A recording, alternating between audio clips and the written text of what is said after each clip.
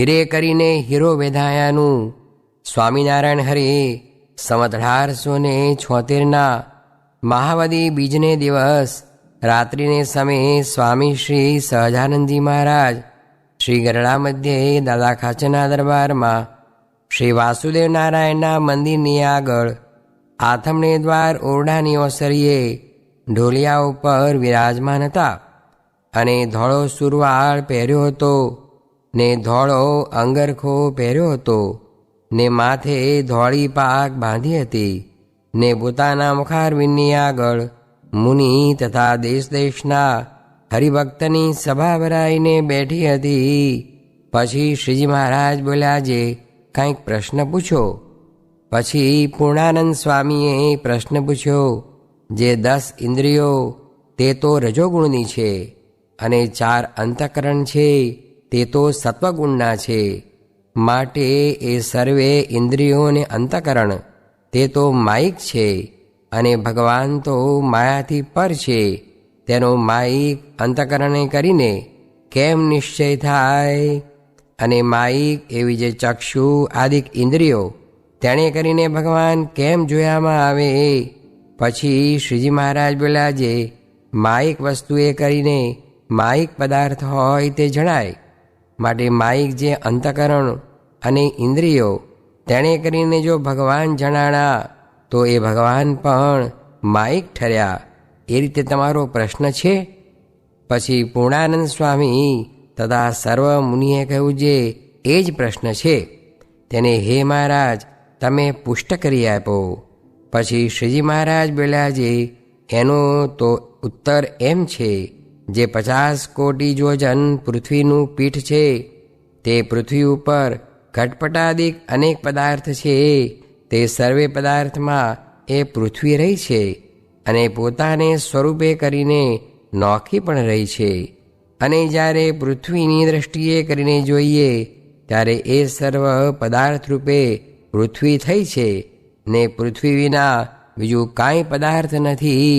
અને તે પૃથ્વી જળના એક અંશમાંથી થઈ છે અને જળ તો પૃથ્વીની હેઠે પણ છે અને પડખે પણ છે ને ઉપર પણ છે ને પૃથ્વીના મધ્યમાં પણ જળ સર્વત્ર વ્યાપી રહેવું છે.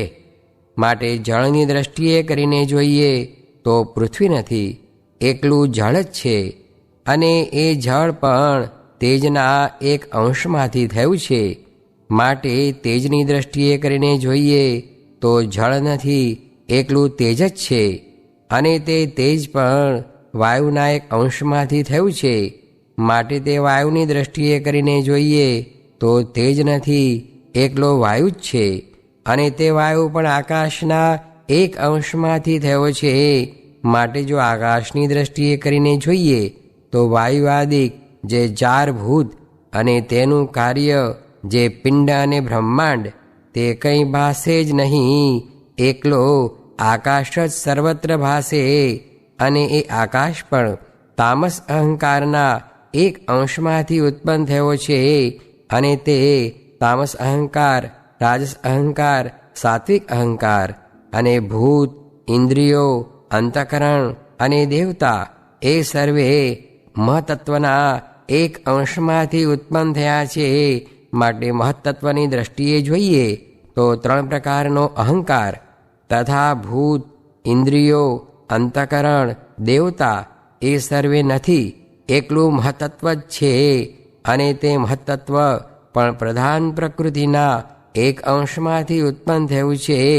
માટે એ પ્રકૃતિની દૃષ્ટિએ જોઈએ તો મહત્તત્વ નથી, એકલી એ પ્રકૃતિ જ છે. અને તે પ્રકૃતિ પણ પ્રલયકાળમાં પુરુષના એક અંશમાં લીન થઈ જાય છે અને પાછી સૃષ્ટિ સમયે એક અંશમાંથી ઉત્પન્ન થાય છે. માટે પુરુષની દૃષ્ટિએ કરીને જોઈએ તો એ પ્રકૃતિ નથી, એકલો પુરુષ જ છે. અને એવા અનંત કોટી પુરુષ છે તે મહામાયાના એક અંશમાંથી ઉત્પન્ન થાય છે. માટે એ મહામાયાની દૃષ્ટિએ જોઈએ તો એ પુરુષ નથી, એકલી મહામાયા જ છે. અને મહામાયા પણ મહાપુરુષના એક અંશમાંથી ઉત્પન્ન થાય છે. માટે એ મહાપુરુષની દૃષ્ટિએ જોઈએ તો એ મહામાયા નથી, એકલો મહાપુરુષ જ છે.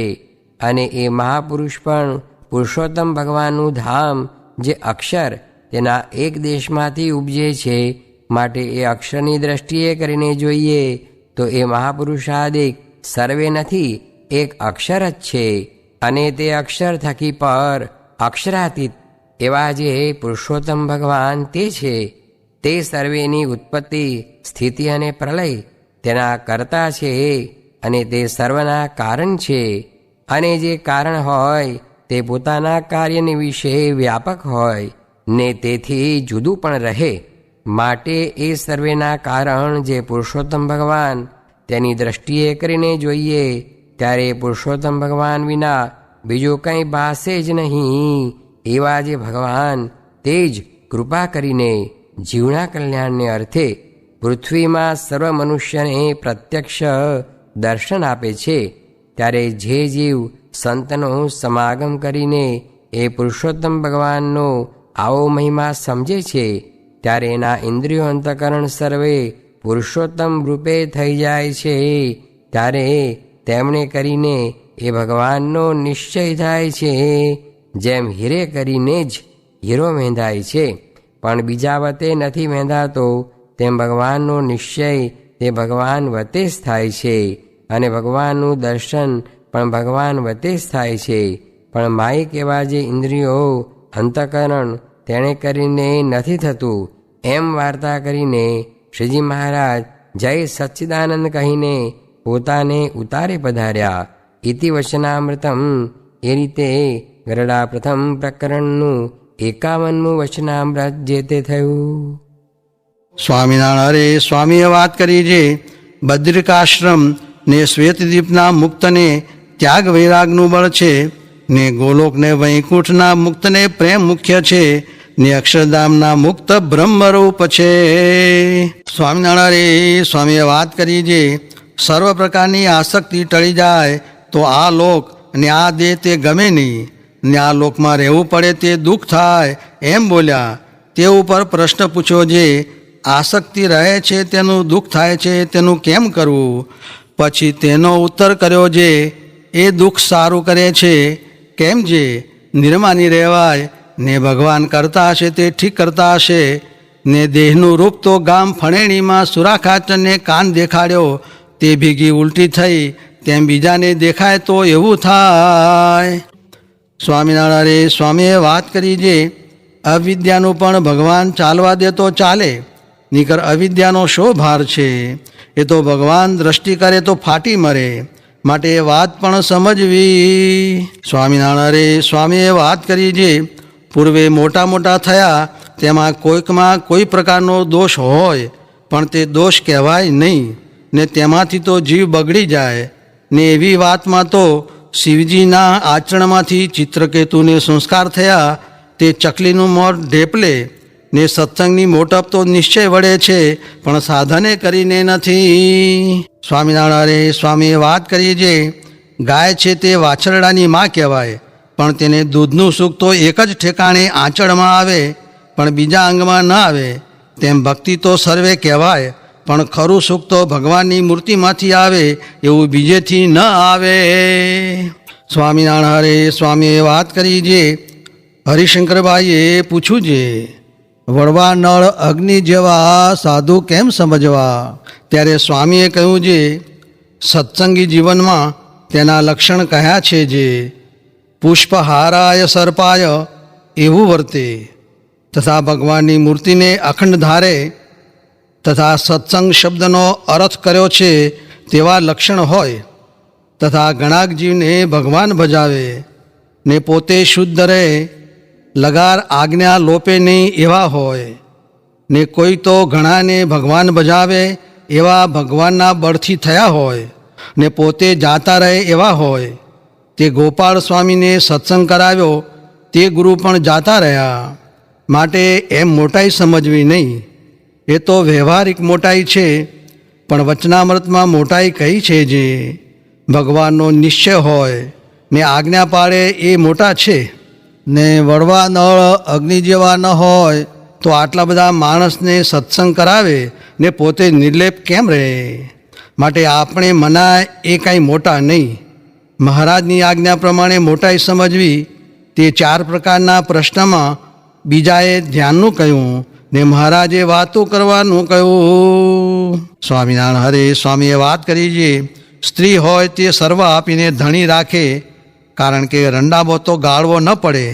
તે ઉપર હરિશંકરભાઈનું દ્રષ્ટાંત દીધું છે, સૂતા સૂતા ખાઈને પણ ઘરમાં રહે તો રંડાપો તો ગાળવો ન પડે, તેમ આપણે સર્વે આપીને ભગવાન રાખવા. સ્વામિનારાયણ હરે સ્વામીએ વાત કરી છે, મધ્ય પ્રકરણનું 9મું વચનામૃત વાંચવાની આજ્ઞા કરીને બોલ્યા છે. આ વચનામૃતમાં કહ્યું છે તેમ મહારાજને પુરુષોત્તમ જાણશે ને સત્સંગમાંથી નીકળી જશે તો પણ અક્ષરધામમાં જશે ને સત્સંગમાં રહેતો હશે ને ધર્મ પાળતો હશે ને ઉર્ધ્વ રહેતા હશે, પણ મહારાજને પુરુષોત્તમ નહીં જાણે તો બીજા લોકમાં જશે. સ્વામિનારાયણ હરે સ્વામીએ વાત કરી છે, 71 ચોકડી રાજ કરીને એક ઇન્દ્ર પડે, એવા 14 ઇન્દ્ર પડે ત્યારે એક દિવસ વૈરાટ બ્રહ્માનો થયો. તેમાં બ્રહ્મા, વિષ્ણુ ને શિવ એ 3 નાશ થાય. માટે એક અક્ષરધામના ધામી જે પુરુષોત્તમ ભગવાન મળ્યા છે તેનું મહાત્મ્ય સમજીને તેનો જ બ્રહ્મરૂપે કરીને આશરો કરવો ને ત્યાં પૂગવાની રુચિ રાખવી ને એના સાધુને વિશે જીવ બાંધવો. જુઓ ને, બીજાએ રાસ કર્યો ને આવા સાધુએ તોડાવ્યો, ત્યારે એથી અધિક તો સાધુમાં સામર્થ્ય છે, ત્યારે પુરુષોત્તમની તો વાત જ શી. આ સિદ્ધાંત વાર્તા કહી છે, તે જો નહીં સમજાય તો ખોટ રહી જશે ને વાંસેથી પસ્તાવો થશે. સ્વામિનારાયણ હરે સ્વામીએ વાત કરી છે, એક પઠાણ જિંજાવદરની સીમમાં આવ્યો ત્યારે તેના મનના સંકલ્પ સર્વે બંધ થઈ ગયા ને અંતરમાં ટાઢું થઈ ગયું. તેથી જાણ્યું જે આ ગામમાં કોઈ મોટા પુરુષ છે. પછી તેણે ગામમાં આવીને અલૈયા ખાચરને પૂછ્યું છે, આ ગામમાં કોઈ મોટા પુરુષ છે, તેના દર્શન મુને કરાવો. કેમ છે? તે મોટા પુરુષે મારું મન ખેંચી લીધું છે. ત્યારે પઠાણને શ્રીજી મહારાજના દર્શન કરાવ્યા. તે દર્શન માત્રે કરીને તે પઠાણને સમાધિ થઈ ગઈ ને અક્ષરધામને વિશે અનંત મુક્તે સેવાતા એવા શ્રીજી મહારાજનું દર્શન થતું હતું. પછી મહારાજ તેને પોતાની દ્રષ્ટિ માત્રે કરીને જગાડતા હવા. પછી તે પઠાણે શ્રીજી મહારાજને પૂછ્યું છે, હે મહારાજ, તમે તો સર્વોપરી ભગવાન છો, માટે તમારા સ્વરૂપનું જ્ઞાન બીજા કોઈને કહું? ત્યારે શ્રીજી મહારાજે કહ્યું છે, તમ જેવા હોય તેને કહેજો. એવી રીતે શ્રીજી મહારાજે પોતાનો અલૌકિક પ્રતાપ દેખાડ્યો.